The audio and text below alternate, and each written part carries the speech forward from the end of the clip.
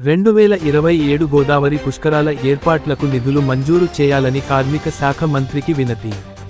Hyderabad, August 3, 2027 June నెలలో జరగనున్న గోదావరి పుష్కరాల సందర్భంగా వేలాల గోదావరి ఘాట్కు విచ్చేసే లక్షలాది మంది భక్తులకు అన్ని మౌలిక సౌకర్యాలు కల్పించడంతో పాటు వేలాల గ్రామంలోని శ్రీ మల్లన్న స్వామి దేవాలయం మరియు శ్రీ గట్టు మల్లన్న స్వామి దేవాలయం అభివృద్ధి పనులకు వివిధ శాఖల ద్వారా అవసరమైన నిధులను ప్రభుత్వం మంజూరు చేయాలని కోరుతూ సోమవారం హైదరాబాద్ సచివాలయంలో తెలంగాణ రాష్ట్ర కార్మిక శాఖ మంత్రి గడ్డం వివేక్ వెంకటస్వామి గారిని కలిసి వినతిపత్రం అందజేశారు. ఈ సందర్భంగా దేవాలయ కార్యనిర్వహణాధికారి గర్రపల్లి వేణుగోపాల్ గుప్తా, శ్రీ గట్టు మల్లన్న దేవాలయం ఫౌండర్ ఫ్యామిలీ సభ్యులు చొప్పకట్ల శ్రీకాంత్, వేలాల గ్రామ పెద్దలు నాగేష్ పటేల్, పి. లక్ష్మణ్, వేలాల గ్రామ ఉప సర్పంచ్ సుందిళ్ల రాజలింగు తదితరులు పాల్గొన్నారు.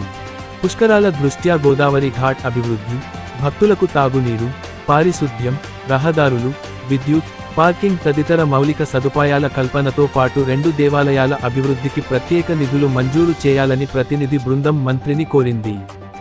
ఈ అంశాన్ని ప్రభుత్వం సానుకూలంగా పరిశీలిస్తామని మంత్రి హామీ ఇచ్చినట్లు ప్రతినిధులు తెలిపారు.